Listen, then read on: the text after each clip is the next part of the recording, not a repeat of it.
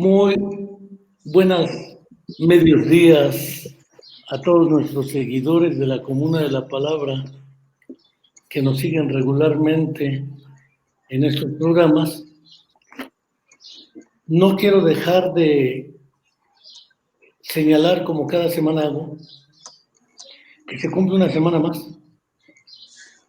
Ya prácticamente estamos a más allá de mediados de junio y todavía el Estado mexicano y su gobierno en turno no han sido capaces de ofrecer una explicación verosímil y creíble sobre la situación que guarda la búsqueda de los 43 estudiantes jóvenes normalistas de la Escuela Normal Rural Raúl Isidro Burgos de Ayotzinapa, Guerrero, en Tixla de Guerrero. Ya llevan varios años desaparecidos en contra de su voluntad y no hay explicación. Más ahora que lo único que hay es COVID.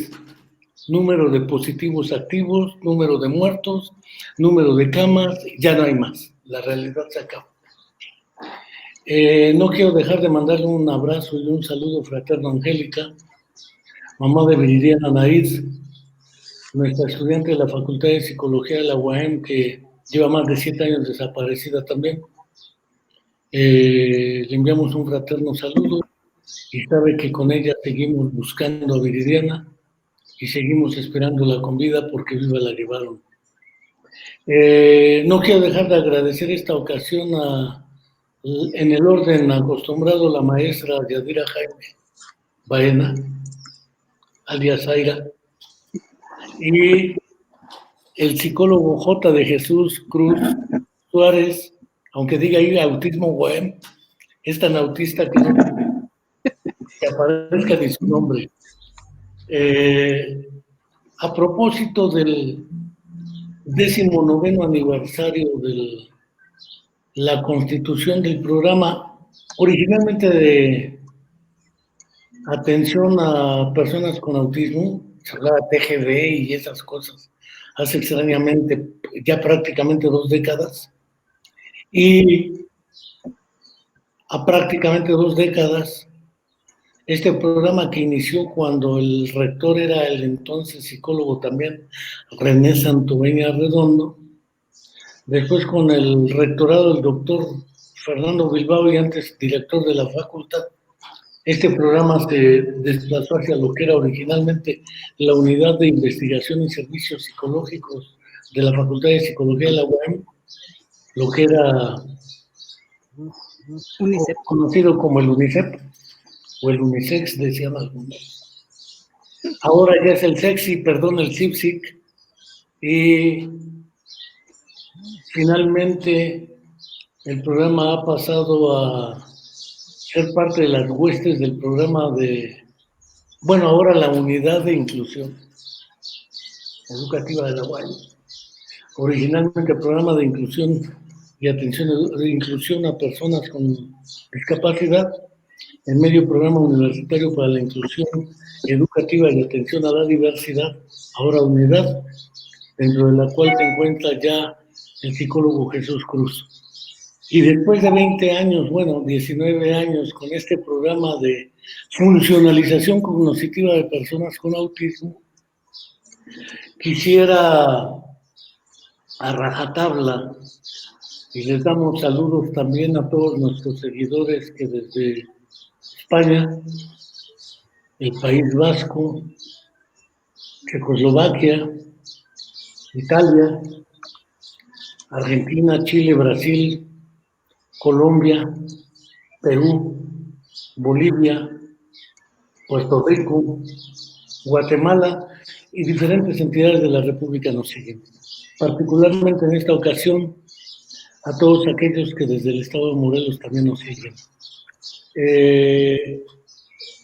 Este programa inicia hace 19 años como parte de lo que eran en el plan 86, porque creo que Jesús Cruz, como ya está más abuelito de lo que se ve, sí fue beneficiario del plan 86 de la Facultad de Psicología.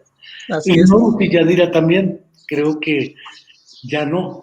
No, me tocó precisamente la transición. Tuvo la desdicha de vivir la transición, pero así es la vida. Y el Plan 86 tenía una serie de programas transversales llamados cursos intersemestrales, y ahí teníamos un programa de autismo.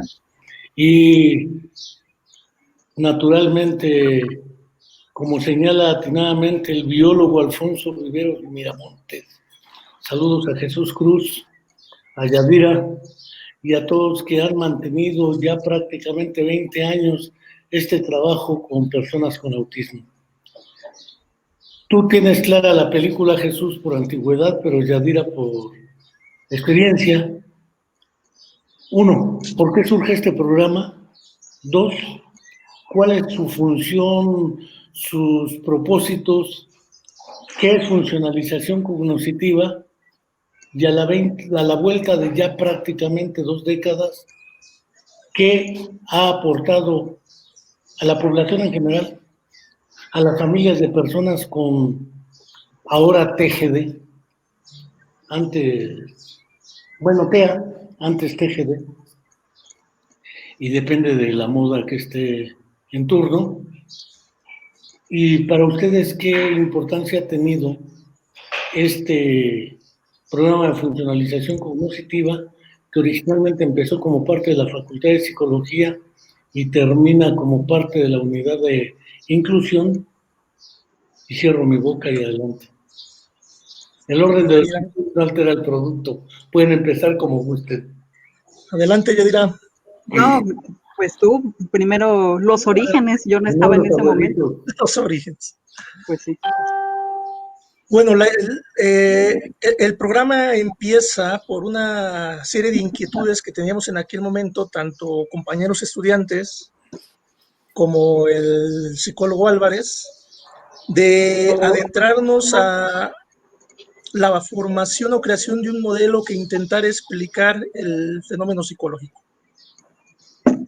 A partir de ahí, y viendo algunas ausencias que en aquel momento se daban en la Facultad de Psicología, se abren esta serie de seminarios para revisar teórica y metodológicamente la cuestión del autismo, y en el transcurso de esos seminarios se decide en algún momento pues abordarlo de manera directa, ¿no? Y a partir de ahí se inicia con la formación del programa. El programa de funcionalización prácticamente se forma con la idea de ser orientado hacia favorecer a las personas con autismo bajo una premisa con la que hemos estado trabajando que se denomina funcionalización cognitiva. A partir de esto también se pensó el que fuera un espacio para brindar un apoyo psicopedagógico para favorecer la inclusión educativa de las personas que pudieran tener este diagnóstico, así como permitir brindar orientación a familiares en un inicio, posteriormente maestros o cualquier otra institución que se hubiera interesado en la problemática. Cuando nosotros empezamos, prácticamente no se hablaba mucho de autismo aquí en el estado de Morelos. Eso ya el psicólogo Álvarez lo ha comentado en algunos escenarios, que cuando empieza el programa de funcionalización, pues prácticamente al tener las primeras presentaciones, al tener los primeros encuentros con instituciones educativas, pues prácticamente, él lo llegó a decir, parecíamos San Simón del Desierto hablando solos, sin un foro que impactara, ¿no? Cosa que ya en la actualidad, pues ya hay más gente metida en esta situación. Pero iniciamos prácticamente con esta inquietud dentro de la formación profesional en psicología, con la idea de que a partir de la formación en psicología podamos empezar a construir un modelo teórico que permita adentrarse más al fenómeno psicológico y obviamente tratando de apoyar, orientar a las personas con esta condición, a las familias y obviamente otros profesionales que se insertan en la problemática, como principalmente son los maestros. No hay otros, pero principalmente los maestros desde educación preescolar, educación básica, son los que constantemente pueden también adentrarse a esta condición. No sé si quieres comentar algo, Yanira. Sí, que aparte de la atención que se ha brindado a las personas con esta condición y a las familias, pues está muy importante esta cuestión de la formación de los estudiantes, que creo que ha sido una de las cosas que dio origen precisamente a este programa y que se ha mantenido, ¿no? Este interés que se tiene por formar, como muchas veces lo han mencionado ustedes, no autistólogos, sino profesionales en la psicología, que sean capaces de generarse preguntas acerca del comportamiento humano.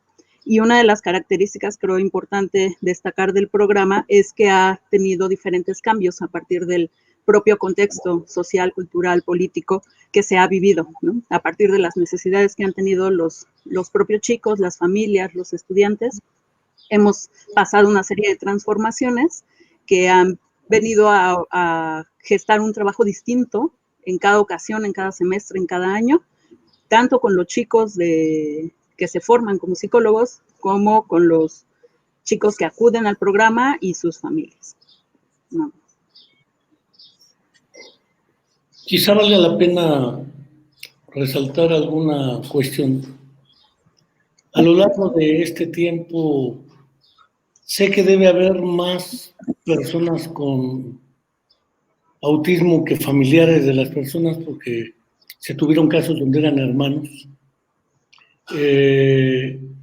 Aproximadamente cuántas personas con estas presunciones diagnósticas y cuántas familias han pasado por este programa en términos de hallar un diagnóstico, una alternativa, una explicación. ¿Cuántos estudiantes a lo largo de este periodo han participado tanto en sus prácticas formativas como en servicio social? Ha habido tesis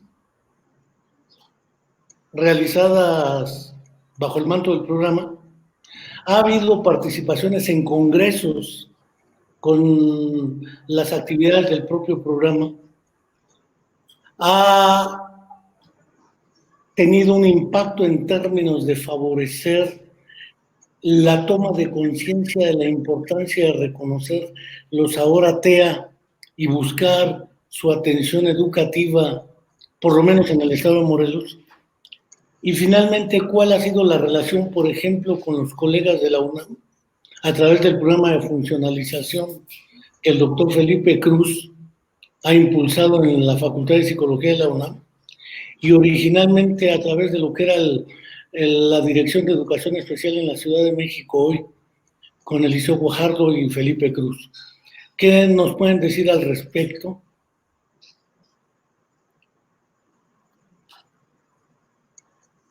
Adelante, Jesús. Sí, estoy activando el micrófono que lo apagué.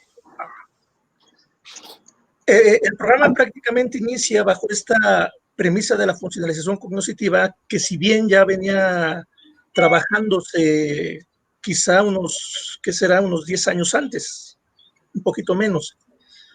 El acercamiento con el doctor Cruz en la UNAM pues fue parte medular, ¿no?, del inicio de este programa, en el aspecto de acercarnos a una metodología que permitiera un análisis distinto a lo que hasta ese momento se trabajaba en autismo. Obviamente ya en todo el proceso en que empezamos a caminar, se fueron uniendo compañeros psicólogos. No dejamos de recordar, por ejemplo, al buen Toño alias José Luis, que fue uno de los que inicia con nosotros, la compañera Arisbe y entre otros que se han sumado a lo largo del tiempo, y que nos permitió ir generando, por ejemplo, trabajos de tesis. Se tienen varias tesis a nivel licenciatura y también se llegaron a tener, o se han llegado a tener varias tesis a nivel maestría. Entonces es un programa que ha enriquecido con información, con el análisis metodológico que se tiene, ha favorecido a una mejor conceptualización del autismo, y eso también nos ha permitido abrirnos campos a otros escenarios a nivel nacional y también internacional. Es común que nosotros presentemos trabajos en los escenarios estos tipo congreso, en varios ámbitos. Entonces creo que todo esto se pudo hacer desde que se plasma la línea metodológica de acercamiento al fenómeno, y también del interés en un primer momento de todos los profesionales o compañeros en psicología que también se fueron sumando. Obviamente, en el transcurso del camino ya no es únicamente un espacio para formación en psicología, ya se han sumado a lo largo del tiempo compañeros de la Facultad de Comunicación Humana, que en algún momento hubo, ya ahorita no ha habido, pero en algún momento se sumaron compañeros de la Facultad de Comunicación Humana. Actualmente tenemos a compañeros de la Facultad de Ciencias del Deporte, que también en su ámbito están abordando otra premisa de abordar el autismo, y compañeros de trabajo social, que también estos compañeros que se forman en trabajo social en la UAM, que si bien tienen otra perspectiva del trabajo social clásica, se han interesado para abordar el autismo bajo otra óptica, ¿no? Y la idea es esa, formar profesionalmente. De alguna manera el programa no ha dejado de tener como que 3 premisas básicas que son parte de la máxima casa de estudios, ¿no? Ser un espacio de formación profesional, ¿sí?, para que se den recursos teóricos, prácticos, y ese profesional responda a las necesidades sociales con ética. Ser un programa que tiene una extensión de los servicios a la comunidad de nuestra entidad aquí en el estado de Morelos, y también ser un programa que pueda desarrollar la investigación en este ámbito, con un objeto de estudio que está nítidamente bien definido, que es el autismo.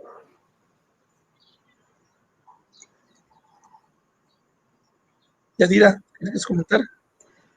Lo que pasa es que en cuanto a números, que nos preguntaba el psicólogo, yo solamente tengo el dato a partir de los 11 años que llevo en el programa. Son alrededor de 250 niños con los cuales hemos trabajado, y estudiantes, yo creo que rebasa o alcanzamos fácil los 200 estudiantes que han estado realizando prácticas en estos últimos 11 años, que son los que yo llevo. Antes de eso no tengo el registro, pero alrededor de esas cifras. De hecho, tenemos una lista completita de todos los estudiantes que han estado en el programa desde primero que hubo como un escenario de prácticas formativas dentro de la Facultad de Psicología. Tenemos la lista completa, ahí estamos organizándola para que posteriormente hagamos algo con todos ellos, tratando de invitarlos a que se acerquen para ir construyendo un evento formal, sea virtual o presencial, más adelante. Es curioso lo que señalan, pero cuando el programa empieza con 3 sucesivos seminarios de identificación e intervención en autismo. Incluso el doctor Ángel Rivier Gómez desde Madrid vino a impartirnos algunos 2 talleres sobre teoría de la mente y autismo. Y prácticamente empezaste tú, Jesús, y Eichel Díaz Peredo, que después se fue. Y tú desde prácticamente obsesiva y compulsivamente ese tiempo has estado tanto en los seminarios como al frente del programa de inclusión. Has publicado capítulos del libro, se han publicado artículos para revistas académicas, has impartido conferencias, cursos, talleres, y también se tuvo el impacto para la constitución de 2 formatos de autoorganización de familiares de personas con TGD, autismo o TEA. Y esto porque no ha habido hasta ahora políticas públicas que favorezcan la inclusión. Llegaron muchachos con nosotros de entre 3 y 6 años, los primeros que llegaron. Y algunos de ellos ya terminaron hasta su licenciatura en la UAM. Otros están en algunas licenciaturas en la propia UAM. Creo que vale la pena resaltar ese hecho. ¿Cuántos alumnos que empezaron desde nosotros prácticamente en 1992? Son 18, 19 años del programa. Un 18 de junio, curiosamente. Y hoy ¿mandé? Fue 20. Bueno, el 20 de junio. pero el 20 va a caer en sábado, y no empezamos el sábado. Pero como está un 20 de julio empezamos con este programa, a la vuelta ya tenemos un egresado de biología, tenemos alumnos en la escuela de diseño, una alumna, así como otros alumnos en otras unidades académicas y con otra perspectiva. Han constituido dos asociaciones de familiares de personas con autismo, para bien o para mal, que llevaron su rumbo como tales. Temas en términos de la relación con el Departamento de Educación Especial en el Estado de Morelos, porque creo que también es importante resaltar ese hecho. Yadira. Hubo en una ocasión un contacto con lo que era CAPEP, bueno, en aquel momento era CAPEP, que era en el ámbito de preescolar. Entonces ahí solicitaron, no me acuerdo cuántos talleres se brindaron ahí, Jesús, pero sí existió un constante trabajo con ellos. Fuimos en varias ocasiones a verlos, a apoyarlos con algunos chicos que tenían, y de igual manera ellos nos abrían los espacios para que estos chicos pudieran estar inscritos ahí. Entonces es como el último más cercano que recuerdo, y de ahí en fuera han sido en distintas escuelas. Ahí depende mucho de la institución educativa. Escuelas tanto públicas como privadas, de educación media, de educación básica y de educación superior, nos han abierto las puertas para poder brindar información, ¿no? Desde las ocasiones que me ha tocado ir, a veces está únicamente la maestra frente al grupo y a lo mejor el director o directora. Hasta en una ocasión llegué y habían suspendido todas las clases y estaban todos los docentes de la escuela, ¿no? Entonces ahí depende mucho de la institución educativa, que nos brinden, nos abran los espacios para poder pues platicarles un poquito acerca de lo que es el autismo y las dudas que vayan surgiendo en la interacción específicamente con los chicos con los cuales conviven ellos de manera constante, porque a veces tienen dudas, van en primero de primaria y van a pasar estos chicos por los demás grados escolares, también involucrar en cómo va a ser este trabajo que van a realizar con ellos. Pero sí depende mucho de la institución educativa. Sí, y de alguna manera algo que también nos interesó es ver esta posibilidad de que los niños en aquel momento que empezamos a darle seguimiento pudieran estar en escenarios de educación regular. Entonces, el paso también importante de algún momento de educación especial a educación regular fue favorable, simple acercamiento con tanto instancias como maestros que estaban ahí participando. Obviamente, ya que hay el paso a las características de educación regular, pues obviamente seguir trabajando con los maestros para ver todo esto que se viene con las famosas nociones de adecuaciones curriculares, hoy barreras para la participación en el aprendizaje, o a la inversa, creo que lo cambié, pero siempre enfocándonos a la idea de que es posible de que esos niños que se diagnostican 3, 4 años, que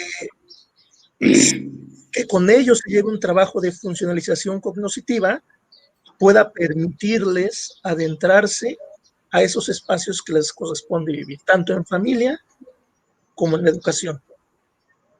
Entonces, trabajando con maestros, se pudo llegar al momento de que se terminara la educación básica, que se cursara secundaria, que de secundaria brincara a bachillerato preparatoria, y de preparatoria a los que hoy están en algún nivel superior, ¿sí?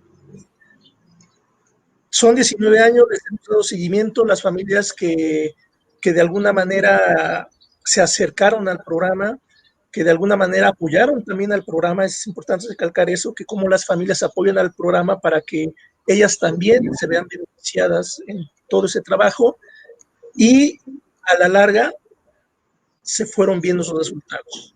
Ahorita obviamente seguimos trabajando bajo el mismo esquema. Tenemos o hay niños desde preescolar, hay otros chicos que, como antes empezamos a trabajar en nivel de educación primaria básica, y ya algunos prontamente van a saltar tanto a secundaria como bachillerato y posiblemente lleguen a la educación superior. Y creo que también, perdón. Sí. Creo que también es importante resaltar otros dos espacios de participación. Uno, que es el espacio laboral, que hay chicos que ya tienen la edad de ingresar a un espacio laboral y que se está realizando también este trabajo de inclusión y de seguimiento, y otro que es el espacio recreativo, que si bien no lo hemos trabajado a fondo, sí intentamos cada semestre generar esta posibilidad de que ellos conozcan espacios recreativos, que ellos salgan, que ellos convivan. A veces, por la misma dinámica de la familia, les es un poco complicado acompañarlos o llevarlos o darles el permiso de salir, ¿no? Entonces, sí buscamos que de alguna manera se tengan también estos espacios, no nada más en la cuestión educativa, sino también en estos dos espacios, el laboral y el recreativo. Jesús refiere que los propios familiares de chicos y chicas, recuerdo una chica que se metió a trabajar al Instituto Nacional de Salud Pública, el uso de los nuevos recursos tecnológicos. Recuerdo que con ella se trabajaba en WhatsApp, aunque tenía problemas aparentes para comunicarse con WhatsApp, se comunicaba requete bien, como suele pasar con personas de los grupos de comunidades de sordos, de personas sordas, que también por WhatsApp mantienen buena comunicación y buena relación. ¿Qué experiencia han tenido como programa en el uso de los nuevos recursos tecnológicos, y no tan nuevos, pero de los recursos tecnológicos de los cuales hoy se dispone, para facilitar la vida cotidiana de estas familias y personas? Porque en el fondo es probable que las familias lleguen y demanden: quiero que mi hijo socialice más, que deje de hacer berrinches, que hable, es decir, que deje de tener lo que tiene. A la hora de la verdad, el problema es que ni va a dejar de ser lo que es, ni va a dejar de tener lo que tiene, porque no es una enfermedad a tratar o a curar. Sin embargo, sí es probable que con el uso de ciertos recursos tecnológicos y un modelito de intervención basada en la comunidad pueda facilitarse lo que algunos han llamado la inclusión, porque de otra manera pues se vuelve todo artificial. ¿Qué experiencia tienen al respecto? Yo quiero comentar primero ahora. Sale. Falta la palabra. Es que me parece muy interesante un experimento que hice donde estamos en un grupo de WhatsApp, 2 chicas con autismo y yo. Entonces, de repente yo le comentaba a Jesús que empiezan a hablar ellas en inglés y yo ya no les entiendo. Yo me pierdo en su plática porque ellas empiezan mucho a practicar su inglés, a enviarse fotos, a platicar de diferentes temas y a mí me excluyen, es como si yo no existiera en ese grupo, hasta que de repente ya yo les pongo algún comentario, les subo algún video, les comento algo, entonces ya me empiezan como a enrolar en su conversación, ¿no? Pero por lo pronto eso me ha permitido a mí darme cuenta del proceso de comunicación que están llevando ellas del inicio del grupo de WhatsApp a este momento, y también les ha favorecido a ellas a platicar entre ellas, ¿no? Porque en ocasiones, pues me parece que no les es tan fácil como tener una amiga como muy fija, ¿no? Por esta cuestión de la escuela, entre la pandemia, que ahorita están encerradas, etcétera. Entonces, creo que este espacio ha facilitado que ellas estén en constante comunicación. Al inicio casi no lo hacían, casi no tocábamos ese grupo, pero yo les empecé a subir más información y entonces ahora ya me excluyen completamente del grupo y ellas dos continúan conversando. Ya, nada más. Es la excluida. Sí. Sí, más por el inglés. Los autistas se excluyen, aunque digan que no. Mira, y se organizan. Y lo sabrás ya, ¿verdad? Sí.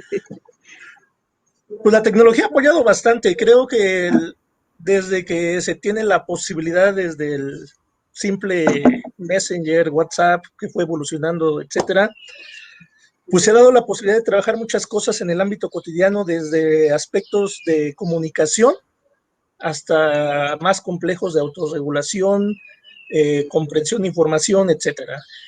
ha sido una ventaja muy importante. Creo que ahorita al nivel en el que está la tecnología se le puede sacar mucho para trabajar en todos los ámbitos, principalmente los educativos. Si el maestro tiene dudas sobre cómo hacer las famosas adecuaciones, cómo abordar X tema, la tecnología resuelve prácticamente en automático el problema. Esquemas de autorregulación se pueden trabajar con la tecnología. Entonces creo que es un avance. Ahorita esto con el asunto de la pandemia, el contacto que tenemos con algunas familias, creo que se la están llevando súper bien los chicos, no han tenido ninguna dificultad. Creo que el asunto de la pandemia les quitó mucho caos, les ha quitado mucho caos. Sí, el caos obviamente quizás es para la familia. Entendemos las dinámicas familiares, que no nada más es un hijo, son dos, son tres, hay que poner atención. Quizá eso es el problema, quizá el asunto de la pandemia rebasó el mismo problema del autismo, pero la tecnología sí ha apoyado para abordar en muchos esquemas, hasta el de análisis, todo lo que está relacionado a ello, ¿no? Tenemos esquemas de trabajo, por ejemplo, el sábado se van a presentar algunos trabajos en la plataforma de Facebook del programa, y hasta para analizar algunas nociones se ocupa la tecnología ya para adentrarse a este ámbito, ¿no? Ahorita estamos trabajando algo de autorregulación con un juego de video, entonces estamos viendo esas posibilidades. Es curioso, hay un asunto que casi ha sido tabú, no solo en autismo, en prácticamente todo lo que es secuelas, discapacidad, bla, bla, bla, de la sexualidad. ¿Han tenido alguna experiencia, algunos elementos que les permita reflexionar ese asunto de la sexualidad en algunos, desde mamás que quieren realizar cirugías para que sus hijas no puedan embarazarse, se abusan de ellas, hasta creo que ya uno es papá? Esas circunstancias marcan el fenómeno de la sexualidad, la reproducción, porque casi toda la literatura originalmente se orientaba a los niños con autismo.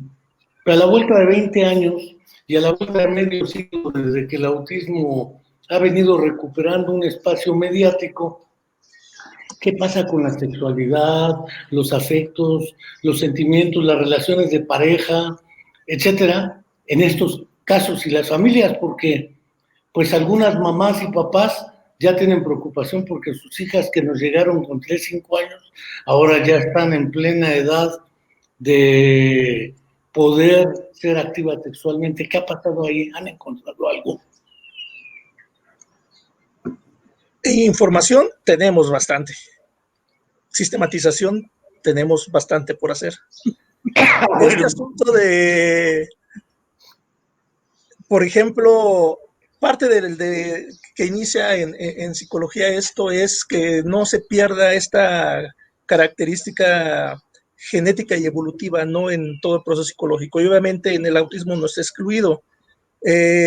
Como tú lo dijiste, siempre se piensa el esquema en la infancia como pensando que no hay una adolescencia, no hay una adultez, no hay un envejecimiento, y que eso pues va a venir en algún momento, ¿no? Con estas personas que tienen esta condición. Entonces, el programa nos ha permitido ir encontrando información sobre estos puntos que o no se tomaron en cuenta, no les interesaba a la gente, o consideraban que pasaban desapercibidos. Hay sexualidad, obviamente hay sexualidad. El asunto de la sexualidad, por ejemplo, es de que pareciera ser que no está coordinada conforme se coordina en el denominador común. Como que hay un problema de coordinación de la emoción, el afecto, el sentimiento, si hay formación de sentimiento, si hay formación de personalidad, que también en algún momento se llegó a decir en mucha literatura de que pues, no había desarrollo de la personalidad. Entonces, todas esas características, nociones de personalidad, sentimiento, afectividad, están en el autismo. Pero pareciera ser que las coordenadas en las que se dan no son las coordenadas más comunes en la demás población. Si hay acercamientos, si hay gustos por alguien, en el asunto de la sexualidad, hay penas, se sonrojan los chicos sobre algo, en fin, hay gustos como lo tiene cualquier otra persona. El detalle es que a veces esos gustos, esa emoción, ese sentimiento no se coordina, no se sabe dirigir o no se sabe qué hacer con ella. Pareciera ser que a veces, dependiendo del caso, no saben qué hacer con la emoción, no saben qué hacer con lo que sienten, no saben qué hacer ante aquello o aquel, él o ella que les gusta, les atrae, etc. Y a veces creo que también es mucha duda de la familia, ¿no? Desde los cambios típicos que hay en la adolescencia. Por lo menos algunas de las mamás con las que yo he platicado están muy preocupadas por cómo explicarle a su hija el proceso de menstruación, ¿no? Y ahorita las chicas, sin problema alguno, realizan los cambios que tienen que realizar. Lo único a lo mejor que se les complica a algunas de ellas es como saber si tienen dolores, ¿no? A lo mejor cólicos o este tipo de cosas, pero se va aprendiendo, ¿no? Sobre la práctica. Entonces, creo que la situación caótica que veían algunas de las familias no fue tan caótica en el momento en el que sucedió. O sea, de alguna manera los chicos como que agarran o las chicas, en este caso, en este ejemplo, como que agarran la onda rápido y sobrellevan la situación. Entonces, creo que a veces está más el tabú o la preocupación en la gente que está alrededor de ellos. Y si se buscan estas estrategias para presentarles la información de una manera accesible para ellos, creo que se podría reducir un poco este estrés de repente que tiene la familia para poder acercarse a este tipo de temáticas. Y yo sí creo que hace falta mucha información teórica todavía al respecto, en general, no nada más en el programa, sino en general, porque es poca la gente que se dedica a eso, ¿no? Poca la gente que le entra a ese tema, y creo que pues vale la pena que si alguien nos está escuchando y le interesan ese tipo de temáticas, pues se pueda trabajar con ellas, ¿no? Porque efectivamente, como usted mencionó, pues se va pasando el tiempo y entonces los espacios de participación para ellos, la teoría que hay en función de cómo se establecen algunas cuestiones, se va escaseando. Entonces creo que sí es importante retomar este tema en la práctica y en la teoría. Sí, además de que hay todavía ahorita mucho problema sobre las nociones que se tienen sobre el autismo, ¿no? Obviamente hay más información, pero curiosamente al haber más información parece ser que se oscurece más muchos de los mitos que hay alrededor del autismo, principalmente el problema del diagnóstico. ¿Cuántas décadas han pasado y todavía ahorita pareciera ser que se siguen teniendo los problemas del asunto de la definición diagnóstica? El problema del diagnóstico, el problema de la noción de explicar el autismo. Actualmente están saliendo muchas, las famosas terapias, pseudoterapias, que ya en los 70s, 80s, 90s se hacían y que ahorita se están vendiendo como novedad otra vez. Entonces hay muchos problemas que curiosamente, aunque se supone que hay información, a veces han oscurecido más el planteamiento en torno a qué es el autismo como fenómeno en sí, pero también para abordarlo en el plano educativo y en otros, ¿no? El problema de seguir, por ejemplo, definiendo que únicamente el autismo es un problema conductual, eso es algo que ya se tiene que sobrepasar, ¿no? A la vuelta de 20 años, hay 3 problemas que seguramente se han afrontado por este programa y algo se podría considerar al respecto. La primera es la idea de espectro o de continuum. A la vuelta de 20 años han visto una cantidad mayor a 200 niños y familias con un presunto diagnóstico de autismo. A la vuelta de los años se ha visto que todos entre ellos tienen sendas diferencias y sin embargo algunos elementos que los hacen comunes, como cualquiera de nosotros. Esta idea de la neurodiversidad, esta idea del ha habido chicos o chicas con mayores o menores competencias para enfrentar las exigencias del entorno, unos que no hablan, unos que sí hablan, pero tienen serios problemas de comunicación. Creo que ese es un punto interesante que vale la pena considerar a la vuelta de los años, esta idea de continuidad, de un continuum, desde niveles con menor impacto en su calidad de vida y en su comportamiento, hasta niveles que sí impactan significativamente el desarrollo. Una segunda cuestión es que inicialmente los papás acuden con neurólogos, pediatras o psiquiatras, inusualmente con psicólogos, y acuden al psicólogo cuando de las escuelas mandan al alumno porque no saben qué hacer con él o por razón que fuere. Queda claro que desde luego esta idea del diagnóstico neurológico, psiquiátrico, psicológico, también implica tener una postura. Prácticamente el programa de funcionalización es un programa de psicólogos, no de neurólogos y psiquiatras. El tercer asunto es el de la intervención psicofarmacológica. Muchos niños llegan medicados con psicofármacos, neurolépticos, por ejemplo, ansiolíticos y otra serie de fármacos que, bajo el criterio que se los han administrado, consideran que van a ayudar al niño. Y finalmente el asunto de hasta dónde efectivamente la intervención que fuera, siempre el principio de que intervenir es mejor que no hacer nada. Y el resultado siempre será mejor que si se interviene, que si no se interviene. Sea cual sea el resultado, la intervención tiene mayores ventajas. ¿Qué papel juega la intervención educativa y no psicoterapéutica? Porque también hubo una modita donde darle psicoterapia a las mamás o a los papás porque ellas eran las causas del trastorno esquizoafectivo, valga el terminejo que acabo de utilizar, a través de las madres esquizofrenogénicas, que fue una idea muy misógina derivada del psicoanálisis.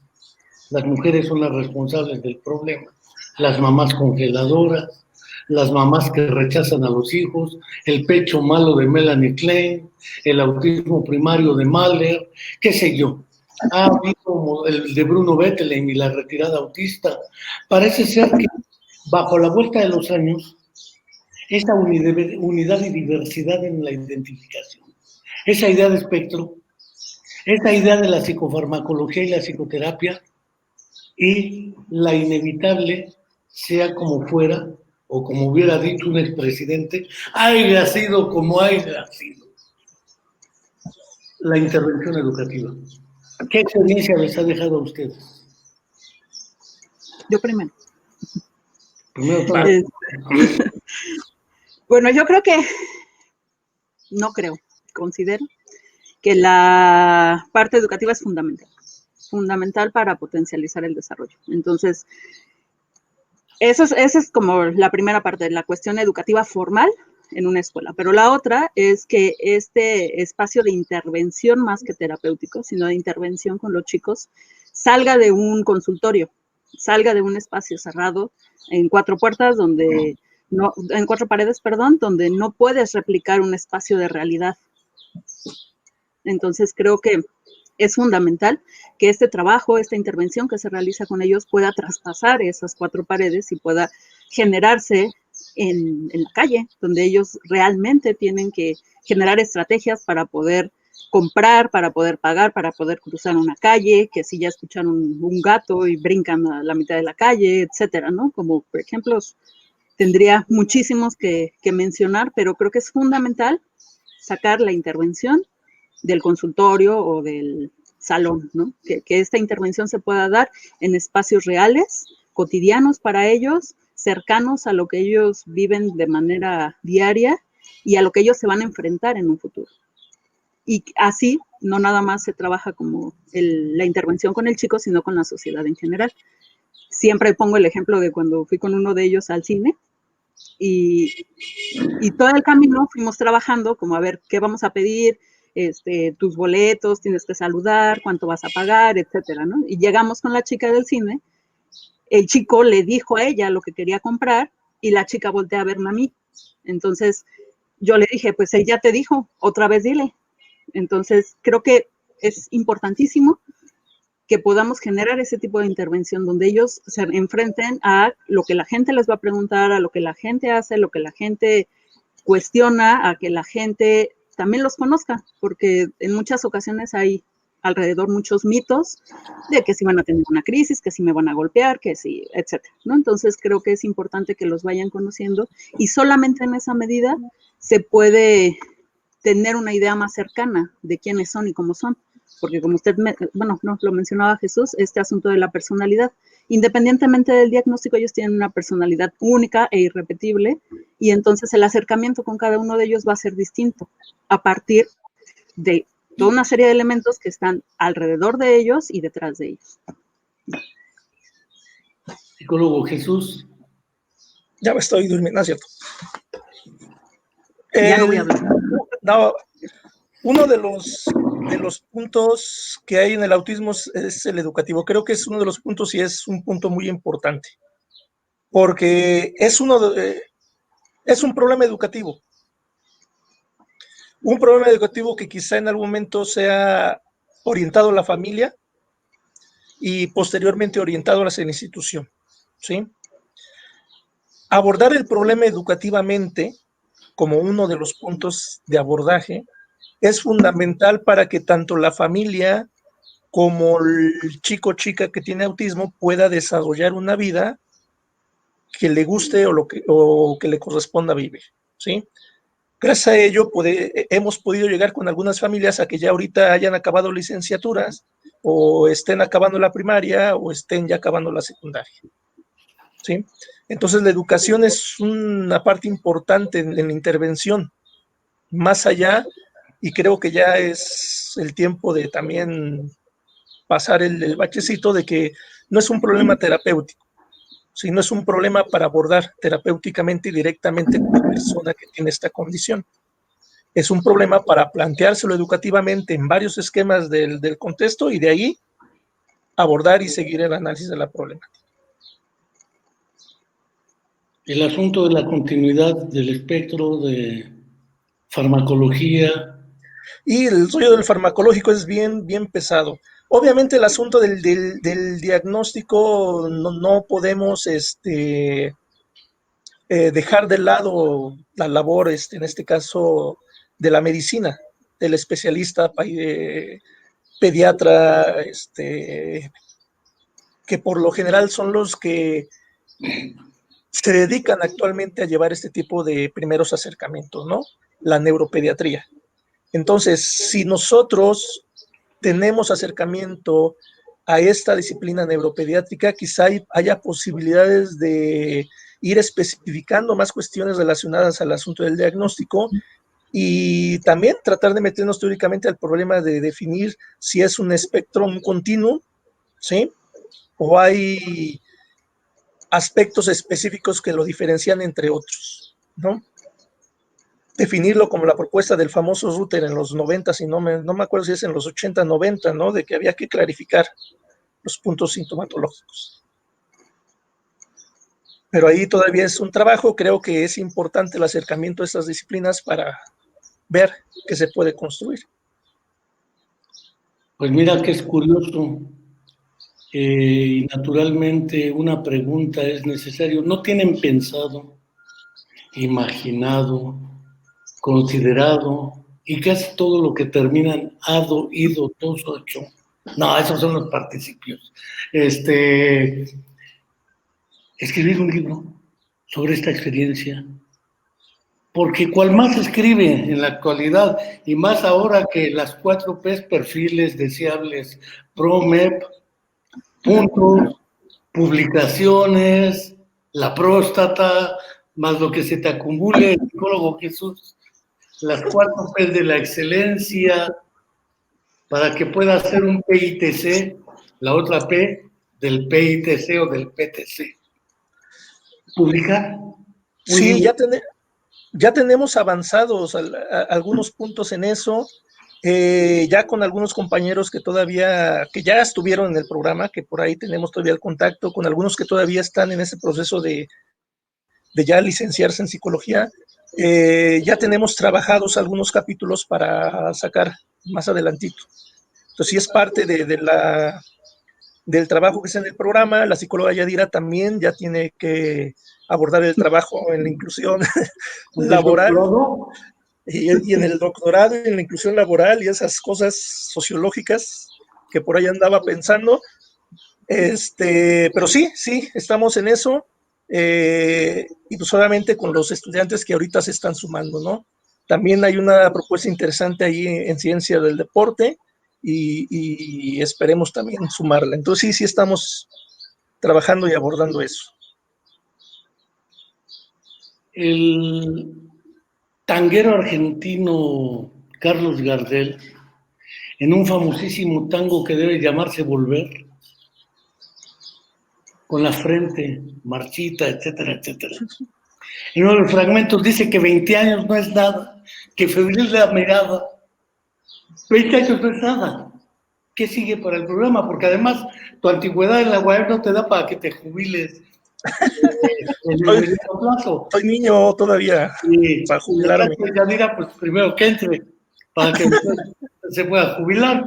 Pero mientras, no está la jubilación en perspectiva para ti. Si 20 años no es nada, ni febril la mirada, ni nada de eso, ¿qué sigue para el programa? ¿Qué retos tiene? Porque errores ha habido desde que lo iniciamos el programa, e importantes. Empezó con mucha voluntad y prácticamente sin recursos. No teníamos espacio, era mi oficina de asesor de un rector. Después fue ganando espacio, presencia y lo que se quiera. ¿Qué sigue para el programa? Porque Dios no lo quiera, que te pegue el COVID, que es la formación de cuadros nuevos, porque si no, uno no la tiene seguro, uno siempre es vulnerable, no solo al COVID, cualquier bala perdida en un país como el nuestro y en un Morelos como el nuestro, te puede tocar, Dios no lo quiera, reitero. Pero no cabe duda que la importancia de la formación de nuevos cuadros es crucial. De otra manera, ¿cómo aseguramos la continuidad de un programa? Más allá de 20 años no es nada, es decir, 40. Sí, claro, eso es importantísimo. Ahora los cuadros se están formando, se formaron, hay unos se siguen formando. Pues Yadira es uno de los primeros cuadros que está en la lista. No dejemos de contar, por ejemplo, a la maestra Dadaí Astorga, ya próximamente doctora, la doctora Dadaí. Tenemos cuadros que andan ahí. El asunto es que a veces los cuadros se pierden por la emergencia laboral, ¿no? Obviamente. Entonces necesitamos también que el programa pueda tener ya una base más de lo que ya la tiene sólida en la UAM, con la finalidad de que esos cuadros pues no se vayan, ¿no? Se queden, le den continuidad, y pues el trabajo siga. Obviamente las ideas sobran, hay muchas ensoñaciones todavía por ahí, y pues hay que echarlas a andar, ¿no? Ya con estas uniones con otras disciplinas, tenemos por ahí pensado acercarnos a la medicina para ver qué se puede armar. Entonces creo que hay todavía mucho material para seguir abordando y seguir reorganizando, ¿sí? Y ustedes, porque finalmente, ¿qué les ha dejado el programa? A ti, porque tú eres vieja guardia, nueva guardia y posguardia. Te has echado los 20 años, Yadira a la mitad, 11 años. Y sin ustedes el programa no sería nada hoy. Y sin las familias, creo que es importante también. Y sin las familias, sin las familias y sin mucho, y sin los estudiantes que han estado con nosotros y que también les interesó y de alguna manera dejaron su granito de trabajo ahí. Y siguen. Tampoco hubiera seguido. Y siguen, ¿no? Porque han dejado, aunque ya no estén con nosotros, algunos chicos que estuvieron en el 2005, en el 2003, etcétera, haciendo prácticas, dejaron parte del trabajo, ¿no? Dejaron inicios de material teórico, etcétera, que se siguen abordando. Entonces eso fue también muy importante. Yo en alguna locura pues me voy a la Huasteca y ya me quedo a vivir, pero... No te puedes ir sin dejar a algunos responsables. Por pues ejemplo, ahí se quedan. Adela Baena, aquí vi a varios que han estado en el programa, Cuauhtémoc Pineda, varios que han estado en el programa y que de alguna manera llevan la huella de este trabajo. Pero ya prácticamente para este sábado ustedes, como actividad del 19º aniversario del programa, tienen un evento académico.